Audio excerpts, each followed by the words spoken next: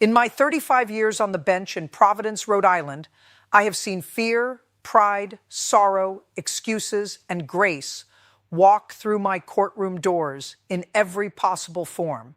But the morning that little 7-year-old girl stood beside the defendant's table, clutching a paper envelope to her chest, I felt something unusual before a word was spoken. If this touches your heart, leave a comment, because what that child was hiding would stop my courtroom cold. I looked down at the citation expecting a simple municipal matter, and instead I found myself staring into a story that would follow me home and stay with me long after the gavel came down. People sometimes think these cases are only about parking tickets, missed hearings, traffic violations, and fines. Of course, the law matters. I would never sit on that bench if I did not believe that rules matter. But let me tell you something, my friends. After 35 years in municipal court, I have learned that every file has two stories. One is written in black ink on paper. The other is written in the face of the person standing in front of me. If you ignore the second story, you may enforce the law, but you may fail justice. That morning had started the way many mornings do in my courtroom. The clerk was calling names. Inspector Quinn was standing nearby, with that steady presence of his. The prosecutor had a neat stack of citations, and people in the gallery were waiting their turn with the usual mixture of anxiety and impatience. Some came in ready with explanations. Some came in ready with excuses. Some came in already defeated. Then the clerk called the next case, and I looked up. A woman stepped forward first, thin, exhausted, moving with the cautious energy of someone trying not to fall apart in public. Beside her stood a little girl in a yellow sweater that had been washed so many times the color had softened into something almost pale. Her hair was combed carefully, though one side had already slipped loose. In her arms she held a large white envelope folded at the corners and thick with whatever was inside. She did not look at me right away. She was staring at the floor, then at the woman, then back at the envelope, as if it contained something precious enough to protect from the whole world. I looked at the citation. Parking violation, meter expired, late penalty added because the hearing had been missed. The total was not enormous by legal standards, but I have spent enough years on that bench to know that what looks small in a file can feel enormous in a struggling household. I said, "Good morning. Who am I speaking with?" The woman answered quietly, "My name is Denise Alvarez, Your Honor." "And who's this?" I asked, glancing toward the little girl. The child raised her eyes for just a second. Big eyes, tired eyes, not frightened exactly, watchful. Children who have seen too much become watchful. "This is my niece, Sophia," Denise said. "Hello, Sophia," I said. She gave me the tiniest nod and pulled the envelope tighter against her sweater. Before I tell you what was inside that envelope, hit that like button if you believe kindness still matters in a courtroom, because I could tell right away this was not going to be an ordinary hearing. I looked back to Denise and said, "All right, let me ask you something. You've got a parking ticket here, and then you missed the hearing, which added a late fee. What happened?" She took a breath and said, "I'm sorry, Judge. I was going to come. I really was. Things got complicated." Now I hear that phrase a lot. Things got complicated. Sometimes it means disorganization. Sometimes it means avoidance. Sometimes it means life dropped a piano on somebody's shoulders. I did not rush to decide which this was. I simply said, "Complicated how?" She glanced down at Sophia, then back at me. I'm raising her now. My sister passed away 6 months ago. Sophia's mother. The room changed. Right there. You can feel it from the bench when that happens. Papers stop moving. People who had been thinking only of their own cases begin listening with their hearts. Even the attorneys shift. The courtroom becomes less a machine and more a gathering of human beings. I looked at the child again, and suddenly the watchfulness in her face made sense. "I'm sorry," I said, and I meant it. "Thank you, Your Honor," Denise replied. I have always paid attention to children in my courtroom. Their presence tells me things the paperwork never does. Some fidget because they are bored, some cling because they are scared, some stare at the adults trying to gauge whether the ground under their lives is about to shift again.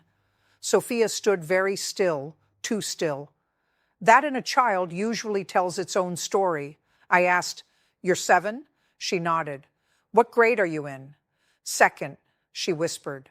Her voice was so soft I almost didn't hear it, but the way she answered politely, almost formally, told me someone had taught her manners in the middle of hardship.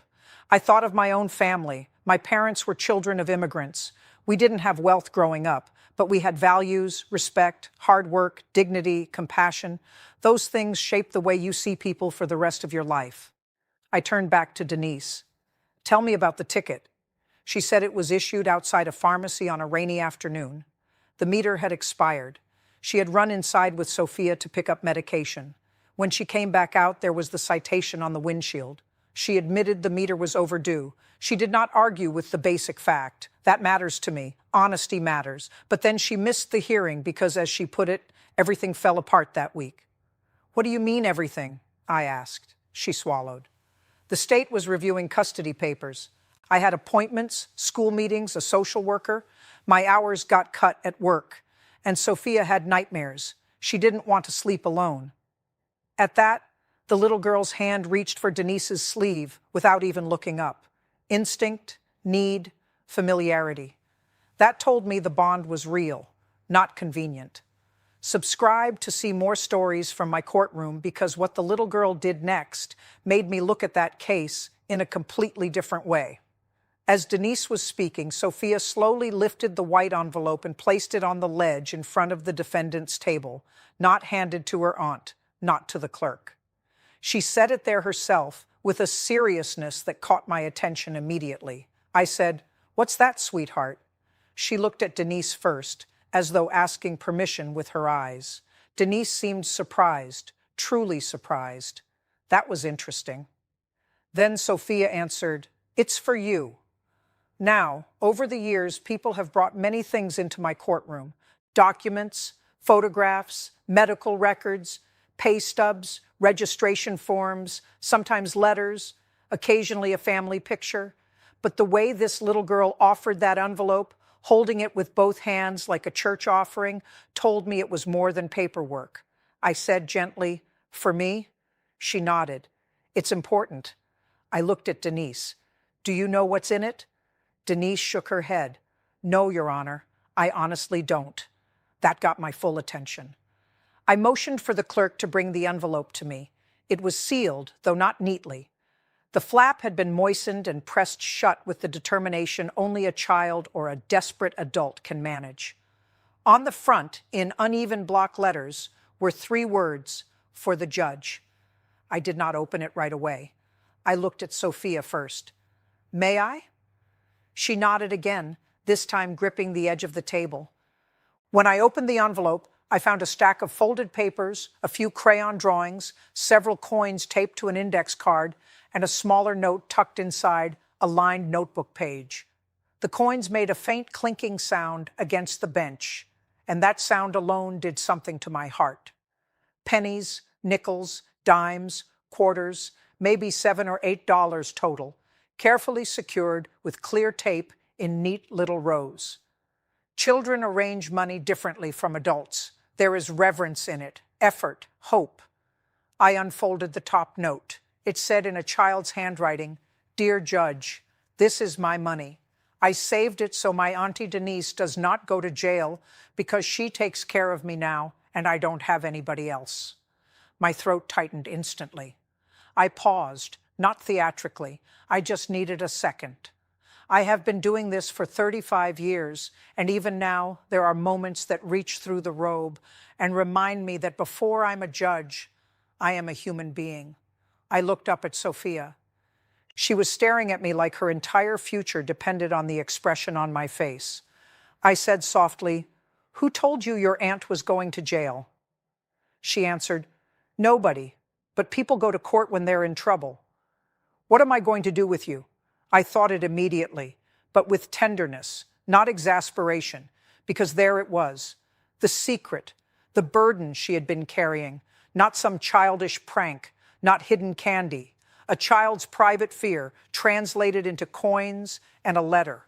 "If this touches your heart, Leave a comment, because that was only the beginning of what I was about to learn, and I still had to do the careful work of understanding what was true, what was fear, and what justice required. I said, "Sophia, your aunt is not going to jail over this ticket." The relief that crossed her face happened so quickly and so completely that it was almost painful to watch. Her shoulders dropped, her grip loosened. She took in a breath she seemed to have been holding for weeks. Then she asked the question that broke half the room before I even answered it. "Are you sure?" I leaned forward. "I am sure." She nodded, but tears gathered in her eyes anyway. Sometimes children do not know what to do when fear leaves their body. It comes out as tears because there is finally room. Denise covered her mouth and looked at the child as if she had been struck by the realization of what Sophia had been silently carrying. "Sophie," she whispered, "why didn't you tell me you thought that?" Sophia shrugged the way children do when they are trying to make something huge sound small. "You already had enough sad." That line moved through the courtroom like a wave. I looked over at Inspector Quinn. He gave me a look that said it all. The prosecutor shifted in his chair. In the gallery, I could see one woman already reaching for a tissue. These are the moments people later say went viral or touched millions on Caught on Providence. But in real time, that is not what you are thinking about. In real time, you are just trying to keep the room steady enough to honor the truth.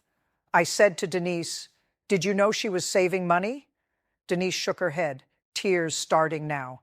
"No, Judge, I had no idea." I looked back down at the envelope. Beneath the note were 3 drawings. One showed a little house under a huge yellow sun with 2 stick figures holding hands. One figure was labeled me, the other was labeled Auntie D. Another showed a woman with long dark hair and a halo over her head. Underneath it, the child had written Mommy. The third showed my bench, though in Sophia's version, it looked much taller and more like a castle than a courtroom. Above it, she had written, "Please help us." That is the kind of thing that can make a courtroom feel suddenly sacred. Now, I still had to be a judge. Emotion cannot replace process. I said, "All right, let's slow this down. Denise, tell me exactly what happened with the ticket. Then I want to understand what's going on at home." She nodded, wiping her eyes. She explained that she had parked at a meter outside a pharmacy because Sophia had been prescribed medication for anxiety-related sleep disturbances after her mother's death. The child had been waking up screaming. Denise had only a short window before the pharmacy closed. She put money in the meter, but inside there was a delay with insurance. By the time she returned, the meter had expired and the ticket was issued. Then, because she was handling temporary guardianship hearings and trying to keep her job, she missed the first court date. The late fee got added. I asked, "Do you have any documentation?" She had it. That too mattered. A pharmacy receipt with the date and time, a court notice from family court, a letter from a school counselor, even a shift schedule from work. Not everybody comes prepared like that. When someone does, it tells me they respect the process, even if life has made them late to it. Before I tell you what I discovered in those papers, hit that like button if you believe everyone has a story behind the mistake, because the file in front of me was about to turn from sad to devastating. I checked the pharmacy receipt first. The timing matched the ticket exactly. Then I looked at the school counselor's note. It mentioned grief-related anxiety, separation fear, and episodes of panic when Sophia believed caregivers might disappear. That aligned perfectly with what I had just seen. The child had not been being dramatic. She had been living in a state of fear. Then I looked at the family court document. Temporary guardianship had been granted to Denise pending a full hearing. There was a handwritten notation on the top from a clerk's office, and I asked Denise about it. She said, "There's a question about the father." "Where is he?" I asked. "I don't know," she said quietly. "He left when Sophia was a baby." That explained the word orphan in the blunt, painful way life sometimes creates these labels. Mother gone, father gone, not dead perhaps, but absent enough that for a 7-year-old child, the difference may not feel important. I looked at Sophia again, and I thought of all the ways children interpret abandonment. They assume it says something about them. It never does, but try telling that to a grieving 7-year-old at 2 o'clock in the morning. I said, "And your sister, how did she pass?" Denise lowered her eyes. "Cancer, fast, too fast." There are some words people say in court that contain entire funerals. Too fast was one of them. I did not press for details right away. Sometimes you can see when someone is answering from the edge of an emotional cliff. Instead, I asked, "And you are working?" "Yes, Your Honor." "At a diner, part-time now." "Do you have children of your own?" "No, sir." "So all of this changed your life in an instant?" "Yes." She said that last word with no self-pity, just fact. I admire that, but I also worry about it. People who do not complain are often the ones closest to collapse. Then the prosecutor did something decent. He said, "Your Honor, if the documentation supports the circumstances, the city would have no objection to some relief." I appreciated that. Good prosecutors understand that public order and humanity are not enemies. They work together when people act with sense. I nodded and said, "Let me continue." I went back to Sophia's envelope. Tucked inside the smaller note was another page, and this one was folded several times like something private. I hesitated before opening it. "Sophia, did you want me to read all of this?" She nodded, but then she said, "That one is the secret." Now we were getting somewhere. I looked at Denise. She seemed genuinely baffled. "I haven't seen it," she said. I unfolded the paper. Inside was a letter written in careful second-grade handwriting. It was addressed not to me, but to her mother. "Dear Mommy, Auntie Denise cries when she thinks I'm sleeping. I hear her in the kitchen. She says she is trying. I saved my money from the tooth fairy and from my birthday. If the judge is nice, maybe I can help pay so she doesn't send me away because I cost too much. Please tell God to make me easier." I had to stop reading. "You want to talk about a secret that breaks your heart?" There it was. Not hidden treasure, not a child's harmless surprise. A little girl believing she needed to become less needy, less expensive, less difficult in order to deserve being kept. That is the kind of pain that does not belong in a child's chest. The room went dead silent. I looked up slowly. Denise was already crying openly now, one hand pressed against her forehead. "No," she whispered. "No, Sophia. Oh, baby, no." Sophia's face crumpled because children often panic when adults cry, especially adults they depend on. I immediately shifted my tone. Hey, it's all right," I said gently. "Nobody is sending you anywhere. Do you hear me? Nobody." She looked at me, tears spilling now. "Really? Really?" Then I turned to Denise and said, "Come stand closer to her." She moved immediately, putting a hand on the girl's shoulder. Sophia leaned into her aunt without even thinking. That told me more than any affidavit. Subscribe to see more stories from my courtroom, because what happened next showed me exactly how deep this child's fear went. And it forced me to decide not only what to do with the fine, but what kind of moment this court needed to become. I said, "Sophia, let me ask you something. Why did you think your aunt might send you away?" She answered in that quiet, matter-of-fact voice children sometimes use when describing unbearable things. "Because she says bills, and because I had to get new shoes, and because she says she's sorry to Mommy when she's alone." Denise broke down at that, not loudly, not theatrically. The kind of breaking that happens when someone realizes a child has been listening through walls, translating adult stress into personal guilt. I let that sit for a moment. Then I said to Denise, "Have you told her directly that she is staying with you?" She nodded weakly. "Yes, many times." But children in grief often trust tone more than words. They hear the worry in the house, and they conclude the promise is fragile. I knew that. I had seen it before. I said, "May I ask what you say in the kitchen when you think she is sleeping?" Denise gave a small, embarrassed laugh through tears. "That I don't know what I'm doing, that my sister picked the wrong person, that I'm trying not to fail." That was the moment I understood this case fully. It was not just about a parking ticket. It was about two grieving people standing in the middle of a life they had not chosen, each afraid the other would be better off without them, and each quietly sacrificing so the other might feel safe. Let me tell you something, my friends. This is why I never rush a case when my instincts tell me there is more. I have been doing this for 35 years, and one of the biggest mistakes people in authority make is deciding they know the whole truth too early. The paperwork had one story, the envelope had another, and now a third story was emerging. The hidden conversation of grief happening in that apartment every night. I asked Denise, "Are you struggling financially?" She let out a breath that was almost a laugh, except there was no humor in it. "Yes, Your Honor, very much." "How much do you make?" she told me. It was not enough. Not for rent, utilities, food, school needs, transportation, and legal paperwork. I asked whether she had received assistance. Some, but inconsistent. Forms pending, a delay in survivor benefits, a stack of phone calls not returned. Again, the familiar maze. Then I asked, "Did your sister leave anything behind? Insurance? Savings?" She shook her head. "Debt." I looked down at the citation again. Meter violation, late fee, administrative cost.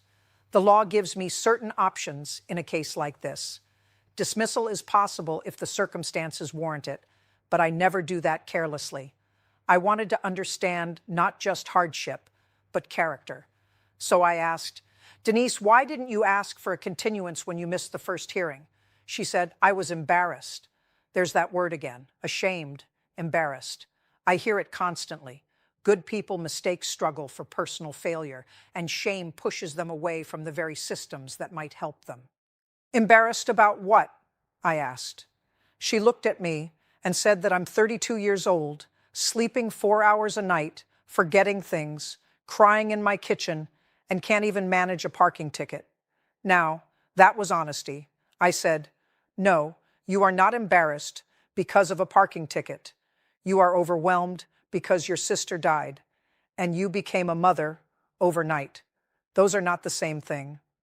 She stared at me as though nobody had said it that plainly before.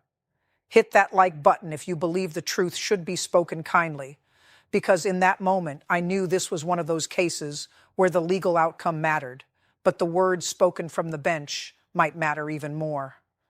I turned back to Sophia and asked, "Who gave you the idea to save all these coins?" She answered, "I just did it." "Did anybody help you write the note?" "No." "And the letter to your mommy?" "No." That meant every painful line in that letter had come directly from the mind of a grieving child. No adult shaping it, no performance, just fear.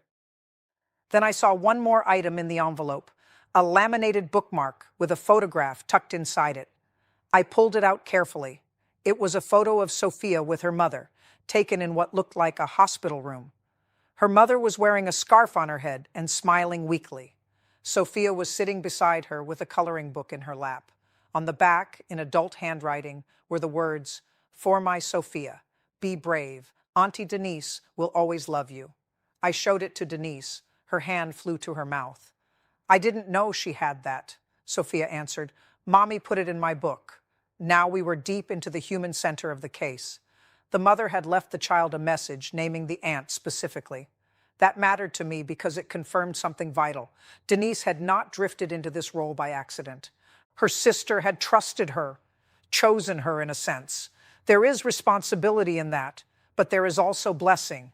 I said to Sophia, "Do you know what your mommy wrote here?" She nodded. "What do you think it means?" She looked at Denise, then back at me. "That I get to stay." I turned to Denise. "Have you seen this?" "No, Your Honor." "Then I'm glad we all have now. I have always believed that a courtroom can become more than a place of sanction. Sometimes it becomes a place where truth finally gets said out loud. That is what was happening. This little envelope had done what grief and exhaustion had prevented in that apartment. It had forced the hidden fears into the open. Before I tell you what I decided about the ticket, share this if you know someone who needs hope, because there was still one more twist coming, and it changed me from moved to shaken. I said, "Sophia, Is there anything else you wanted me to know? She hesitated. Then she nodded. I waited. She reached into the pocket of her sweater and pulled out a tiny folded square of paper worn from being opened and closed many times. This one I didn't put in the envelope because I was scared. I said, "Would you like me to read it?" Another nod. I opened it. Inside, in the same careful child's writing, were the words, "If Auntie Denise says I can't stay forever, can you please adopt me because you are nice and you listen?" That was the moment I felt my eyes burn. I am not ashamed to tell you that. I have sat in judgment for decades. I have seen suffering in all forms. I know how to keep control of a courtroom, but there are moments when the innocence of a child reaches beyond training, beyond office, beyond everything. This was one of those moments. She had created a backup plan in her mind. If the aunt could not keep her, maybe the judge could. I set the paper down very carefully. The entire courtroom was frozen. I saw people in the gallery wiping their eyes.